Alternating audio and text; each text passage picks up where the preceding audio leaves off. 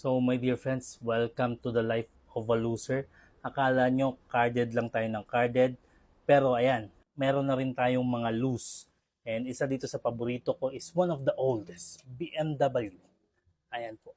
Ganda ng casting niya, di ba? Ito rin yung panahon din na hindi pa nalalicense si Mazda sa Hot Wheels. So what they produce is Friendship Day 24/7. Meron din tayong nabili na sa tingin ko maganda at saka mataas yung kanyang resale value. Buksan natin.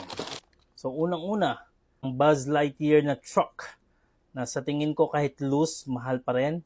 Maganda yung kanyang casting, to be quite honest. I love the idea and I feel blessed to have something like this.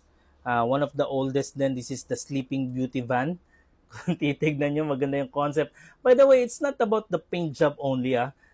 Maganda talaga yung paint job niya. Pero kung titignan nyo yung kanyang wheels, ayan po, panalo yung kanyang wheels, my dear friends. Maganda din yung kanyang metal on this part. Wala lang. Big fan of this. Aside from that, meron din tayong Rick and Morty. Ayan, Rick's ship. Maganda din yung kanyang idea. Hot Wheels pa rin siya, my dear friends, nung nabili natin. And I think this was around 95 pesos. Ang ganda ng kanyang idea. And I used to watch Rick and Morty when I was depressed. I'm about to let go of this one kasi kapag nakita ng anak ko to, kukunin niya talaga sa akin. Despicable Me. The casting is nice. Panalo.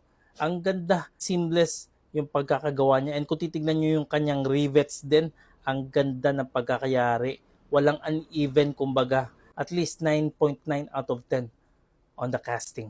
And of course, eto po yung ating Barbie Dream Camper Van. Maganda po ang pagkakagawa. I think this is expensive too. May mga nakikita akong resale price ng Barbie Camper Van na mahal talaga siya. So, this one I'm a fan of and masaya ako. Nabili ko to. Teenage Mutant Ninja Turtles. And sa tingin ko, wala na ata silang nire-release na ganito eh. Anyway, if there is, bibilihin talaga natin.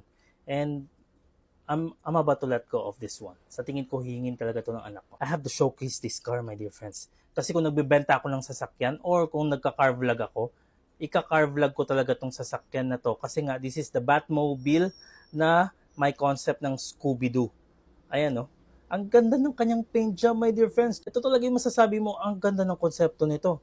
Yung kanyang exhaust, malinis yung pagkakayari. The fin, maganda at saka seamless. And I might not give it to my son because I like it.